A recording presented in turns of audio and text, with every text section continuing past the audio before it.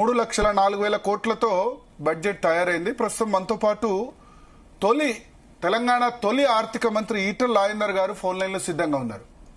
ఈటల గారు, G Telugu news కోసం సమయం కేటాయించిన ధన్యవాదాలు. ఇవాళ బట్టి విక్రమార్క ప్రవేశపెట్టిన బడ్జెట్ 3,04,000 కోట్ల బడ్జెట్ ప్రవేశపెట్టారు.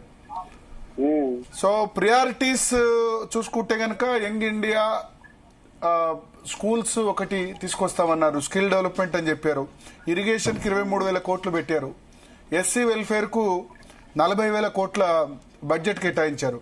ఎట్లా చూస్తున్నారు ఇవాళ మీరు? ముంజేతి కంకణానికి అర్థమేలా అనేది చిన్న అప్పుడు మనం నాణ్యతను చదువుకున్నాం. ఇప్పుడు ప్రతిపక్ష పార్టీలు ఈ రాష్ట్ర బడ్జెట్ గురించి, రాష్ట్ర ఆదాయం గురించి, రాష్ట్ర ఖర్చుల గురించి చెప్పాల్సక్కర్లేదు. స్వయంగా ముఖ్యమంత్రి గారే అనేక సార్లు ఇలా మేము నెలకు 6,400 కోట్ల రూపాయలు, నెలకు 6,600 కోట్ల రూపాయలు పర్ మంత్ అసలుకు వడ్డీలకే చెల్లిస్తున్నామని చెప్పినారు. ఇవాళ వారి మాటల్లో చెప్పాలంటే నెలకు 18,000 కోట్ల రూపాయలు అవసరం ఉంటే 14,000 కోట్ల రూపాయలు, 15,000 కోట్ల రూపాయలు వస్తాయని చెప్పి వారు చెప్తున్నారు. గతంలో 2,97,000 కోట్లు ఎంతో బడ్జెట్ పెడితే స్వయంగా ముఖ్యమంత్రి గారే 2,20,000 కోట్లు కూడా మీకు ఖర్చు పెట్టలేకపోయినామని చెప్పి చెప్తున్నారు. ఇవాళ 3,04,000 కోట్ల రూపాయలు బడ్జెట్ పెడితే నాకు తెలిసి వారే చెప్పుకున్నారు. కాబట్టి ఇవాళ ప్రతి నిత్యం ఆర్థిక వ్యవస్థ డోలాయమానం ఉండేదే కాకుండా తిరోగమనంలో ప్రయాణం చేస్తున్నట్టుగా, అప్పులు పుడతలేమన్నట్టుగా, అప్పులకు ఆస్కారం కూడా లేనట్టుగా ముఖ్యమంత్రి గారు చెప్తా ఉన్నారు. ముఖ్యమంత్రి గారే స్వయంగా ప్రభుత్వమే ఇలా వైట్ పేపర్ రూపంలో అనేక విషయాలు చెప్పిన తర్వాత ఇవాళ 3,04,000 కోట్ల రూపాయలు ఈ అలొకేషన్స్ ఎవరు నమ్ముతారండి? రెండవది మీకు తెలుసు, ఇవాళ బడ్జెట్ ప్రవేశపెడుతున్నాడు 3 ఉంటాయండి.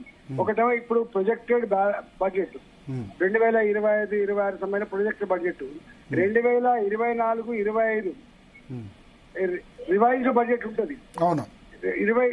ఆ రివైజ్డ్ బడ్జెట్ కన్నా ముందు కూడా బడ్జెట్ ఉంటుంది, అది యాక్చువల్ బడ్జెట్ ఉంటుంది. అది చూస్తూ వెళ్తా ఉంటుంది. నేను కూడా చూసిన ఎన్నడూ బడ్జెట్ ప్రవేశపెట్టినా కూడా ఫస్ట్ టైం నేను 2014 and 2015 లో బడ్జెట్ ప్రవేశపెడితే 1,00,000 కోట్ల నుంచి ప్రవేశపెడితే 60,000 కోట్లు కూడా ఖర్చు పెట్టలేకపోయారు. ఎందుకంటే అప్పుడు 2 నెలలు గడిచిపోయింది కాబట్టి. ఆ తదుపరి 85% కూడా ఖర్చు పెట్టలేకపోయినాం. అంబిషన్ ఉండడం తప్పు కాదు. ప్రొజెక్టెడ్ బ్యాలెన్స్ బడ్జెట్ ఉంటుంది కాబట్టి తప్పు కాదు. కానీ ఇవాళ ఈ ప్రభుత్వం ఎన్ని రకాల మాటలు చెప్పినప్పటికీ కూడా జీతభత్యాలకు, పెన్షన్లకు, ఇవాళ దీనికి ఫిక్స్డ్ ఎక్స్పెండిచర్ కి, తర్వాత ఈ కరెంట్ గాని, బియ్యం గాని, ఈ సబ్సిడీలకు వడ్డీలకు అసలు సరిపోవు. ఒక రూపాయి కూడా ఈ రాష్ట్ర ప్రభుత్వం న్యూ అసెట్ క్రియేషన్ గాని, క్యాపిటల్ ఎక్స్పెండిచర్ గానీ పెట్టేటువంటి ఆస్కారం ఉండదు. ఇవాళ నేను చెప్పడం కాదు, అది వాళ్ళకు కూడా తెలుసు. చివరికి ఎక్కడ దాకా వచ్చిందంటే ఇలా జిహెచ్ఎంసీలో గతంలో పనిచేసిన కాంట్రాక్టర్లకు బిల్లులు రాకపోతే ఇక మేము కాగితాలు ఇస్తాం, మీరు బ్యాంకులలో పెట్టుకొని అప్పులు తెచ్చుకోండి, 6 నెలల వరకు మీరే వడ్డీ కట్టుకోండి, 6 నెలల తర్వాత మేము వడ్డీ కట్టి మేము చెల్లిస్తామని చెప్పే పరిస్థితి వచ్చిందంటే ఇవాళ ఈ రాష్ట్రంలో ఆర్థిక మంత్రి ఛాంబర్ ముందు కాంట్రాక్టర్లు వచ్చి మాకు బిల్లులు రావట్లేదని చెప్పి ఇలా మొత్తుకుంటున్నప్పుడు ఈ రాష్ట్రంలో ఉన్నటువంటి సర్పంచ్లు గాని, ఇలా ఎంపీడీసీలు గాని, జడ్పీసీలు గాని స్థానికంగా 1,00,000 5 లక్షలు ఇంత ఊర్లలో ఇంత పని చేయాలని చెప్పి పనిచేస్తే 3 ఏళ్లుగా బిల్లులు రాక ఇబ్బంది పడుతున్న పరిస్థితి గాని, ఈ రాష్ట్రంలో చదువుకుంటున్న విద్యార్థులకి 2021 నుంచి ఈనాడు వరకు ఫీ రియంబర్స్మెంట్ రాక, సర్టిఫికేట్లు రాక, ఉన్నత చదువులు చదవలేక ఇబ్బంది పడుతున్న తీరు కానీ ఇవన్నీ నిదర్శనం కాదండి. ఇవన్నీ పాత స్కూళ్ళ ఫీజులు ఇస్తలేరు, కాలేజీ ఫీజులు ఇస్తలేరు, చేసిన పనులకు బిల్లులు ఇస్తలేరు, రిటైర్డ్ అయిన ఎంప్లాయీస్ కి బెనిఫిట్స్ వచ్చేటువంటి పద్ధతి లేదు. చివరికి 8%, 10% ఇలా చెల్లించుకుంటే తప్ప, లంచం ఇచ్చుకుంటే తప్ప ఆర్థిక డిపార్ట్మెంట్ నుంచి బిల్లు రాని పరిస్థితి వచ్చినప్పుడు ఈ రాష్ట్ర ప్రభుత్వం మీద తప్పు బీఆర్ఎస్ దా కాంగ్రెస్ దా? ఈ సిచ్యువేషన్ కు బీఆర్ఎస్ దా కాంగ్రెస్ దా తప్పు?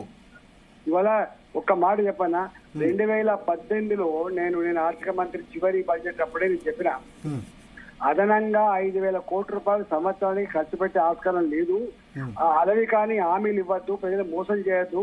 తెలంగాణ రాష్ట్రం తెచ్చుకున్నది ఒక మంచి రాష్ట్రంగా అభివృద్ధి చెందడానికి కోసం తెచ్చుకోవడం తప్ప మనం ఈ అంకెల గారడి, మాయాల ప్రపంచంలో మనం వచ్చేయద్దు. తెలంగాణ ప్రజలు ఎడ్డోళ్ళు అనుకుంటున్నాం, మనం గుడ్డోళ్ళు అనుకుంటున్నాం, కాస్తుమా అని చెప్పి 2018 లాస్ట్ బడ్జెట్ చెప్పిన గుర్తుపెట్టుకోండి. ఓకే. ఇవాళ ఎవరి ఇంకొక మాట నేను అంటున్నాం, ఇప్పుడు రేవంత్ రెడ్డి గారు ముఖ్యమంత్రి ఏంటండి, కాంగ్రెస్ పార్టీ కొత్త కాదు. రేవంత్ రెడ్డి కొత్తగా ముఖ్యమంత్రి గారు కావచ్చు, కానీ కాంగ్రెస్ పార్టీ కొత్త కాదు. దేశాన్ని 48-49 సంవత్సరాలు పాలించిన పార్టీ, రాష్ట్రంలో కూడా 40-50 ఏళ్లుగా పరిపాలించిన పార్టీ కాబట్టి ఇవాళ హామీని ఇస్తున్నప్పుడు పాత పార్టీగా, అనుభవం ఉన్న పార్టీగా చెప్పాలి కదా. నేను ఆనాడు చెప్పిన ఎన్నికల ముందు మీకు తెలుసో తెలియదు, నేనన్నా ఇవన్నీ కూడా అలవి కాని హామీలు మాత్రమే. ఇవాళ గుట్టకు ఒక తాడు కడుతున్నాడు, పోతే తాడు పోతే లేకపోతే గుట్టనే పద్ధతులు శుభా, ఇది మంచిది కాదు. ఇలా తెలంగాణ ప్రజలు వంచే ప్రయత్నం చేయొద్దని చెప్పి ఎన్నికల ముందు చెప్పినది. ఆనాడు ఆయన అన్నాడు, కడుపు కట్టుకొని మేము పనిచేస్తాం, ఇక్కడ గింత ముక్క భూమి కేసీఆర్ బాధ్యులు చెప్పినట్టుగానే వీరు కూడా చెప్పినారు, హైదరాబాద్ గింత భూమి అమ్మ కూడా పైసలు వస్తాయని చెప్పినారు. ఏం భూములు అమ్ముతావు, ఎట్లా అమ్ముడుపోతాయి, ఎక్కడ పైసలు వస్తాయి, ఏం చేస్తావు, ఇవాళ అర్థమవుతుందని చెప్పండి. ఈసారి పన్నేతర ఆదాయం 32,000 కోట్లు